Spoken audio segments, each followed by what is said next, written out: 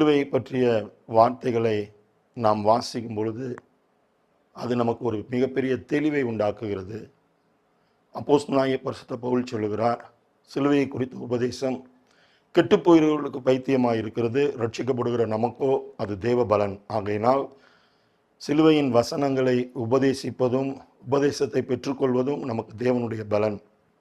மூன்றாவதாக, சிலுவையிலே இயேசு மொழிந்த வார்த்தைகளை தியானிப்பது, அந்த வார்த்தைகளோடு நம்முடைய வாழ்க்கையை ஒப்பிட்டு பார்ப்பது, நமக்கு வருகிற நாட்களிலே தேவன் எதிர்பார்க்கிற காரியங்களையும் அதன்படி பரிசுத்தமாய் வாழ வேண்டிய ஒரு அர்ப்பணிப்பையும் நமக்குள்ளாக ஏற்படுத்துகிறது. ஆகையினால் மிகவும் கவனமாக இந்த வார்த்தைகளை கவனிப்போம். கர்த்தர் நம்மிடத்தில் எதிர்பார்க்கிற காரியங்களை நிறைவாய் செய்து முடிப்பதற்கு இந்த முன்னுரிமையின் ஆண்டிலே ஆண்டவர் நமக்கு உதவி செய்வாராக. இயேசு சிலுவையிலே மொழிந்த முதலாம் வசனம் லூக்கா சுவிசேஷம் 23ஆம் அதிகாரம் 34வது வசனம். பிதாவே, இவர்களுக்கு மன்னியும், தாங்கள் செய்கிறது இன்னதென்று அறியாதிருக்கிறார்களே. ஒரு மன்னிப்பு. இன்னமும் கொஞ்சம் ஆழமாய் தியானித்து பார்ப்போமானால், அறியாமல் செய்கிறவர்களுக்கான ஒரு மன்னிப்பு இது என்பதை நாம் புரிந்து கொள்ள முடியும். இயேசுவின் இந்த சிலுவை காட்சியோடு சம்பந்தப்பட்டவர்களை நாம் ஒப்பிட்டு பார்ப்போமானால், யாருக்கு இயேசு இந்த மன்னிப்பை வெளிப்படுத்துகிறார்? திரள் கூட்டத்திலே அப்படி அறியாமல் செய்தவர்கள் யார்? குற்றம் செய்தவர்களை இயேசு மன்னிக்கிறார், அதை நாம் அறிந்திருக்கிறோம். பாவங்களை மன்னிக்கிறதற்கு மனுஷகுமாரனுக்கு அதிகாரம் உண்டு என்பதை இயேசு பலமுறை நமக்கு அறிவித்திருக்கிறார். ஆனால் முக்கியமாக இந்த முதல் வசனமாகிய சிலுவையிலே கூறப்பட்ட இந்த வார்த்தையிலே எல்லோரும் சுற்றி நிற்கிற வேளையிலே பிதாவை நோக்கி இயேசு ஜெபிக்கிறார். பிதாவே, இவர்களுக்கு மன்னியும், தாங்கள் செய்கிறது இன்னதென்று அறியாதிருக்கிறார்களே. நாம் யாரோடு இருக்கிறோம்? என்ன செய்து கொண்டிருக்கிறோம்? எங்கே இருக்கிறோம்? இந்த 3 கேள்விகளையும் சற்று கேட்டு பார்ப்போமானால், நாமும் அன்றைக்கு சிலுவையின் சுற்றி இருந்த கூட்டத்தைப் போலவே அறியாமையில் வாழ்ந்து கொண்டிருக்கிறோம் என்பதை புரிந்து கொள்ள முடியும். முதலாவது, சிலுவையை சுற்றிலும் திரளான கூட்டம் ஜனங்கள் நிற்கிறார்கள். இயேசுவினிடத்தில் நன்மையை பெற்றவர்கள், சரீரத்திலே விடுதலையை பெற்றவர்கள், சுகத்தை பெற்றவர்கள், அற்புதங்களை அனுபவித்தவர்கள். இங்கே அவர்கள் யாரோடு இருந்தார்கள்?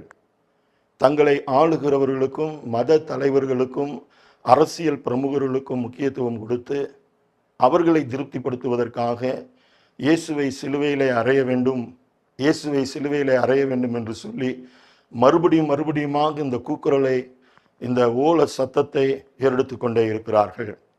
அவருடைய எதிர்பார்ப்பு மற்றவர்களை திருப்திப்படுத்த வேண்டும், மற்றவரிடத்திலிருந்து எதையாகிலும் ஆதாயத்தை பெற்றுக்கொண்டு அல்லது அதிகாரம் உள்ளவர்களோடு தாங்கள் இருக்கிறவர்கள் என்பதை உலகத்திற்கு அறிவிக்கும்படியாக இப்படி இயேசுவை விட்டு தூரம் போனார்கள். வசனம் சொல்லுகிறது, நாம் நன்றாய் அறிந்திருக்கிறபடி ஆண்டவர் எல்லாரையும் மன்னிக்கிறவர். அறியாமல் இவர்கள் செய்த இந்த காரியத்தை, இயேசுவுக்கு பிரியமானதை செய்ய வேண்டியவர்கள் இயேசுவை விட்டு தூரமாய் போன இந்த காரியத்தை இயேசு அவர்களுக்கு மன்னித்தார். இரண்டாவதாக, என்ன செய்து கொண்டிருக்கிறோம்? நாம் இந்த காரியத்தை பார்க்கும் பொழுது, சிலுவை காட்சிக்கு முன்பாக இயேசு பார சிலுவை சுமந்து கொண்டிருக்கிறார். அங்கே ஒரு சில எருசலேமிலிருந்து வந்த குமாரத்திகள் அழுது கொண்டிருக்கிறார்கள். என்ன செய்து கொண்டிருக்கிறோம்? அழுது கொண்டிருந்தார்கள். இயேசு அவர்களை பார்த்தார். அவர்களை குறித்து வசனம் சொல்லும் பொழுது, அவர்கள் இயேசுவுக்காக அழுது புலம்பினார்கள் என்று எழுதப்பட்டிருக்கிறது. அவர்களுடைய அறியாமையை இயேசு அங்கே வெளிப்படுத்துகிறார். எருசலேம் குமாரத்திகளே, நீங்கள் எனக்காக அழ வேண்டாம், உங்களுக்காகவும் உங்கள் பிள்ளைகளுக்காகவும் அழுங்கள் என்று சொன்னார். ஒரு நியாய தீர்ப்பு நாள் வரப்போகிறது. மலைகளை பார்த்து எங்கள் மேல் விழுங்கள் என்றும், கண்மலைகளை பார்த்து எங்களை மறைத்து கொள்ளுங்கள் என்று சொல்லியும் ஒரு கொடிய காலம் வரப்போகிறது. ஆகையினால் நாம் இயேசுவுக்காக எதை செய்கிறோம் என்பதல்ல, நம்முடைய குடும்ப ரட்சிப்புக்காக நம்ம பல காரியங்களிலே முக்கியத்துவம் கொடுக்கிறோம். ஆலயத்திலே முக்கியத்துவம் கொடுக்கிறோம், காணிக்கை கொடுப்பதிலே, ஊழியங்களை நிறைவேற்றுவதிலே முக்கியத்துவம் கொடுத்து இயேசுவுக்காக இதை செய்தோம் என்று சொல்லுகிறோம். ஆனால் ஒரு காரியத்தை மறந்து விடுகிறோம். நம்முடைய குடும்பத்திற்கான ரட்சிப்பு. முதல் கூட்டம் சமுதாயத்திலே மற்றவர்களை திருப்திப்படுத்தும்படியாய் இயேசுவை அறியாமல் போனவர்கள். இன்னொரு கூட்டம் இயேசுவோடு கூடவே இருந்தார்கள், ஆனாலும் தங்கள் குடும்பங்களை மறந்து இயேசுவுக்காக செய்கிறோம் என்று சொல்லி தூரம் போனார்கள். இயேசு அவர்களை மன்னித்தார். மூன்றாவதாக, நாம் எங்கே இருக்கிறோம்? இந்த காட்சியை கொஞ்சம் நினைத்து பார்ப்போமானால், இயேசு எங்கே இருந்தார்? 2 கல்வர்களுக்கு நடுவே இருந்தார். ஆனால் தான் கொடுக்க போகிற நியாய தீர்ப்பு தவறான நியாய தீர்ப்பு என்று நன்றாய் அறிந்திருந்தும், பிலாத்து அன்றைக்கு நியாய சாசனத்தின் மேல் அமர்ந்திருந்தான். நியாயாதிபதிகள் அமர்ந்திருக்க இடத்திலே அமர்ந்திருந்தான். நாம் எங்கே இருக்கிறோம்? இயேசு இருக்க வேண்டிய இடத்திலே, இயேசு மகிமைப்படும்படியான இடங்களிலே ஒருவேளை நம்மை வைத்து கொண்டிருப்போமானால், அன்றைக்கு பிலாத்துவை போல நாம் செய்வது அறியாமல் செய்த காரியங்களை இயேசு மன்னிக்கிறார். பிதாவே, இவர்களுக்கு மன்னியும் என்று சொன்னார். சமுதாயத்தை மன்னித்தார்.